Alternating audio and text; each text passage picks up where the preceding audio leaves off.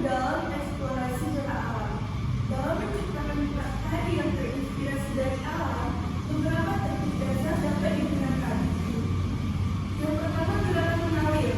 Gerakan yang halus dan tidak terputus digunakan untuk meniru elemen-elemen yang bergerak secara berkesinambungan di alam, seperti ombak atau angin. Nah, seperti yang sudah dijelaskan tadi, contohnya gerakan tangan yang berputar dan terus mengalir menggambarkan gerakan ombak. Kemudian gerakan berirama, mengikuti pola atau ritme tertentu untuk meniru pola berulang di alam, seperti angin yang berhembus atau burung yang mengepakkan sayap. Kemudian ekspresi dan interpretasi. Setiap gerakan perlu dilengkapi dengan ekspresi untuk menciptakan perasaan atau suasana yang kuat. Misalnya, perasaan bebas saat menirukan gerakan angin atau semangat saat menirukan gerakan burung. Nah, jadi setiap kita menampilkan sebuah gerakan itu ada ekspresinya. Misalnya, burung yang terbang, itu kan burung yang terbang dia senang kan? Tadi dia pergi buang sebagai semangat untuk mencari makan. Nah, jadi semuanya di sini sudah mengerti kan? Sudah